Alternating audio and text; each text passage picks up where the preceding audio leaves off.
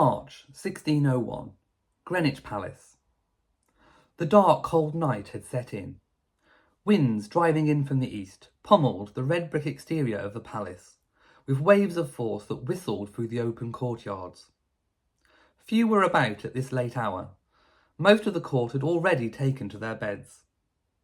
Candlelight flickered faintly from a third-floor room that overlooked the fast-flowing River Thames, the commanding view from within cloaked in darkness.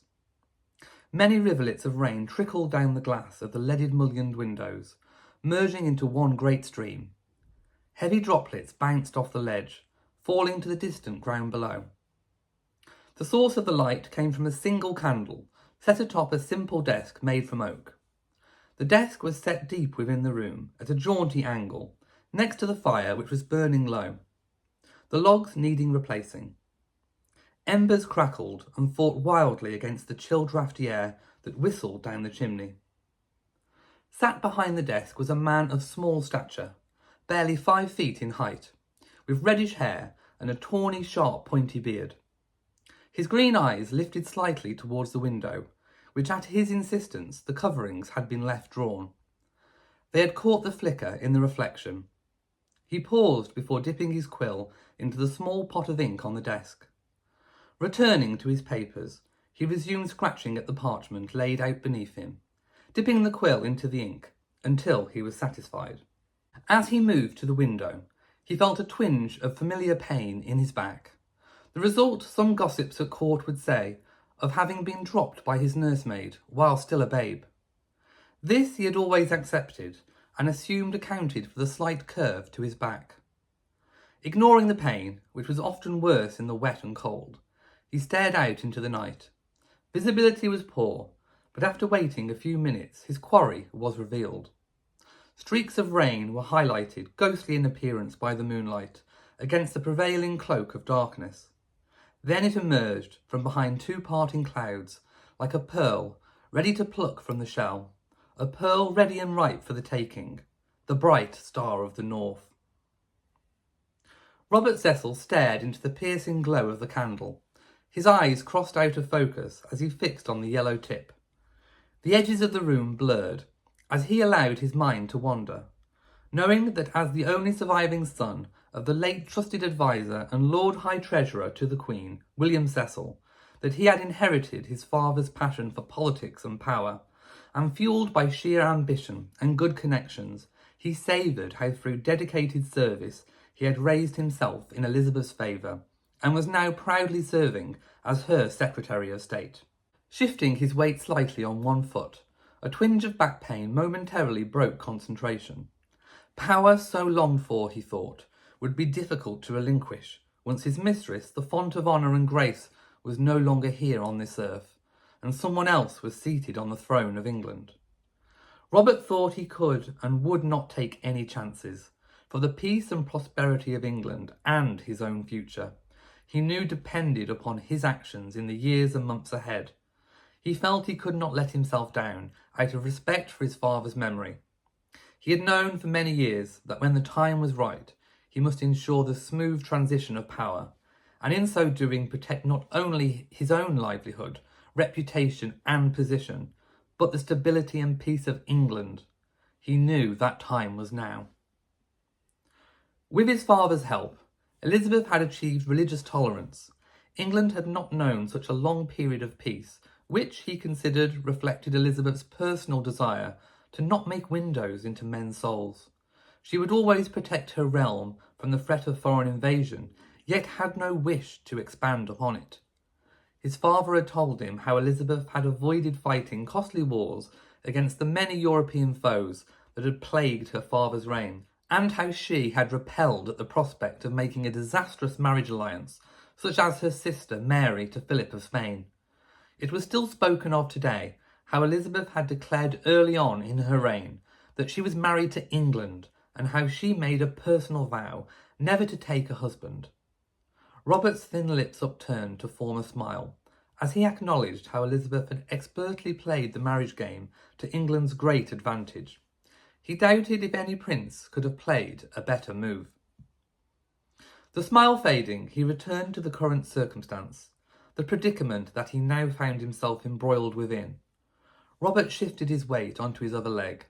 He was all but too aware of the problems that Elizabeth, having kept her vow, presented, even now in her advancing years, steadfastly refusing to settle or even address the issue of the succession, dismissing any such attempt with a flick of the hand and the silent treatment for days to anybody who tried. He should know. This meant that he must take action, action that, if discovered, could and probably would send him to the block, costing him his head. For it was treasonous to merely speak or predict the Queen's death. He shuddered at the thought. He would not fail. This was a calling from God. He was doing God's work. There was a knock at the thick oak door leading to his chamber. "Enter," Robert barked. A man simply dressed in a cape, brown jerkin and hose entered. His dark beard appeared neatly trimmed, with the odd strand of grey cutting through. A curl of dark but not quite jet-black hair tumbled onto his rugged yet handsome face. His travelling cape, with cowl, was heavy and wet from the rain outside. He made a move to remove the cowl, but Robert raised his hand. "Don't bother. This won't take long." "Do you know your mission?" he inquired, in a restrained, quiet yet strong tone of voice. "Yes, sir," replied the man in a deep melodic Cornish accent. "Good," came Robert's response. "Then we need not go through the details again. You know as well as I that the walls in these palaces have ears." Robert moved quickly back to his desk and sat down. He looked up at the cowled figure still standing in front of the door. He dipped his quill into the ink and signed his name in the prearranged code. Having rolled the paper up into a tight scroll, he tied it with a strand of red ribbon, which he took from the drawer in the desk. He took his candle in one hand and his sealing wax in the other. He held the wax to the flame and allowed it to drip onto the scroll. He then took a plain sealing stamp from the drawer and pushed it into the hot wax, leaving its impression as he pulled away. "Come," Robert said, as the figure with the curl of hair stepped forward and stood at the side of the desk.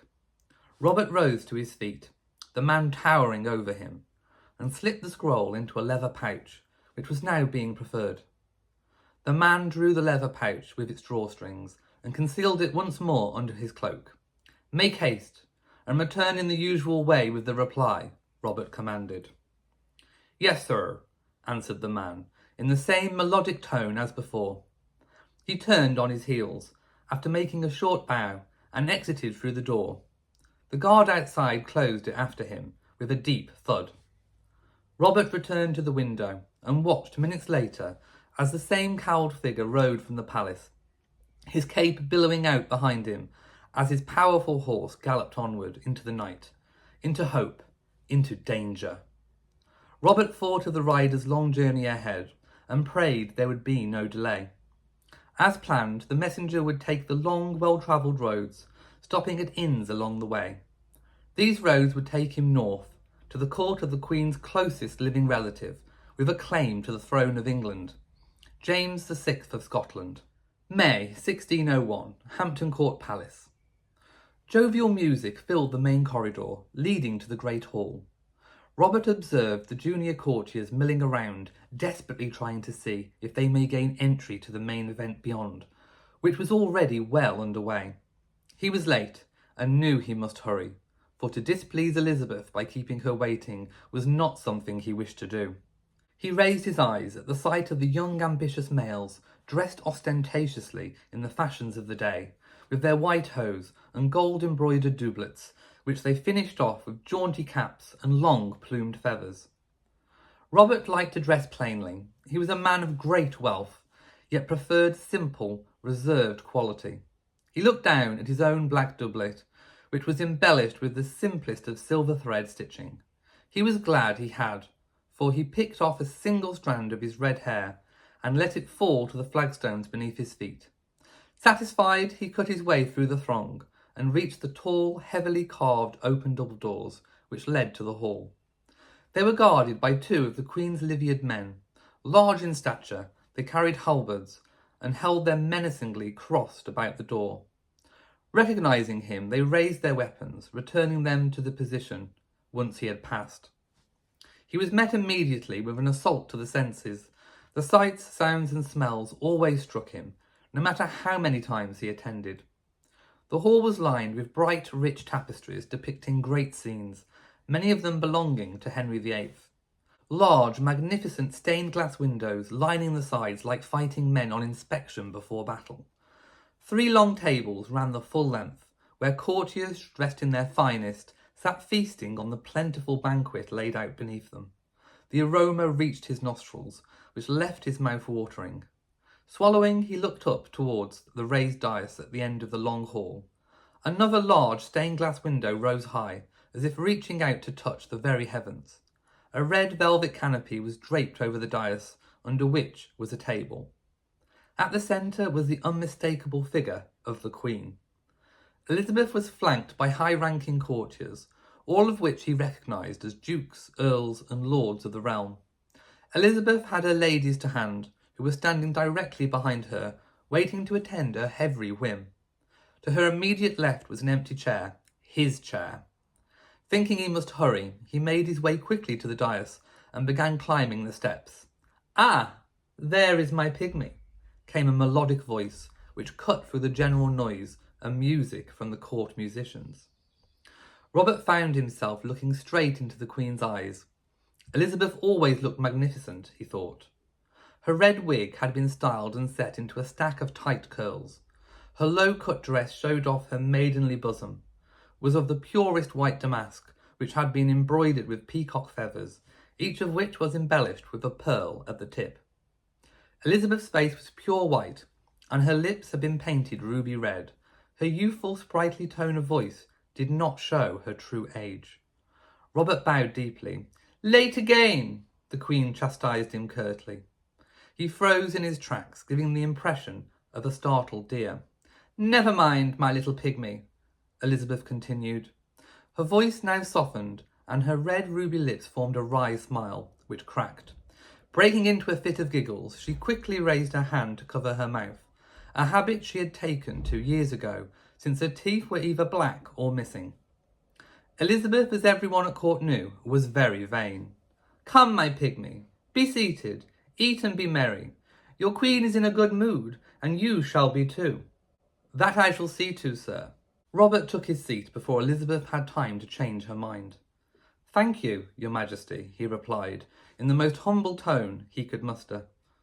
The Queen turned her head and leaned into his ear and whispered, "So then, pygmy, tell me.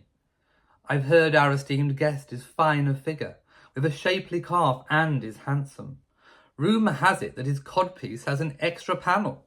My ladies have hardly been able to contain themselves. Is this true?"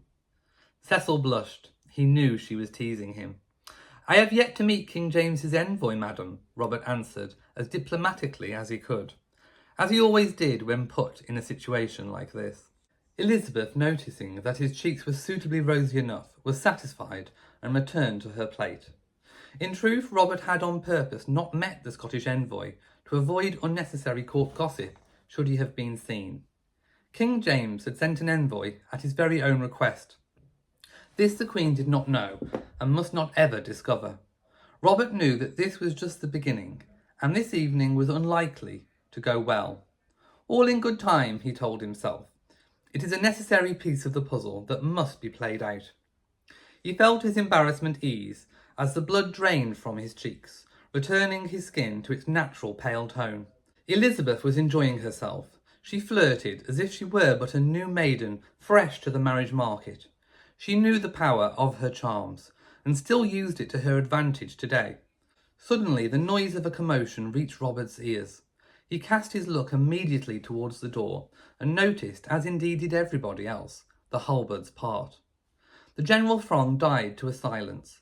The musicians set aside their instruments as one trumpeter sounded a welcome tune. Standing in the open doorway was a man of about 40 years old, wearing a cream doublet and hose, and black and blue trim. He wore a dark, fashionable, jaunty cap with a long, white, feathered plume. A man with a booming voice, which seemed to fill the very hall, announced, "The envoy from Scotland, on behalf of King James VI." Robert looked to Elizabeth, and noticed she was inspecting him intently, her eyes fixed to his form. He thought just for a moment he saw the Queen's eyes flicker, as if looking him from head to toe. He must have imagined it. Returning his own gaze to the envoy, he saw the crowd open up as he walked confidently down the very centre towards the dais. Elizabeth stood up and walked down the steps, unaided by her ladies, and towards the front and centre of the dais, where was placed a red and gold velvet upholstered throne seat. Elizabeth had timed her walk perfectly. She had reached position just before the envoy. As he approached, she extended her arm, with long slender fingers, for him to kiss. He knelt and took it in his, simply saying in a thick Scottish accent, "Your Majesty." Robert could see the kiss. The envoy lingered on her hand a moment longer than was necessary, the large, moist lips locked on her remarkably soft skin. However, the Queen did not seem to mind at all. Breaking the silence, Elizabeth smiled again, concealing her teeth, and released a half giggle. "Come, my lord, raise yourself. Any envoy sent by my good dear cousin King James is most welcome at my court." The envoy rose to his feet. He was the same height as the Queen, which she often said was the perfect height, for she considered herself neither too short nor too tall. The music resumed, and the throng returned to its business. The musicians struck up their ditty. Those sat dining began to eat, and those who were dancing took up their steps. Robert thought that King James had chosen well. He had heeded the advice given, and sent an envoy that would match Elizabeth's flirtatious nature perfectly. Already he had taken her hand, and was leading her back towards the dais and up the stairs to her seat. An extra chair had been placed beside the Queen, where the envoy sat in deep conversation with Elizabeth. Robert caught the odd word, but sat back and took a deep sip from the ale in his goblet. He let the cool liquid flow down his throat. It cooled his core, and put to the back of his mind what would come tomorrow. Tonight was merely the introduction.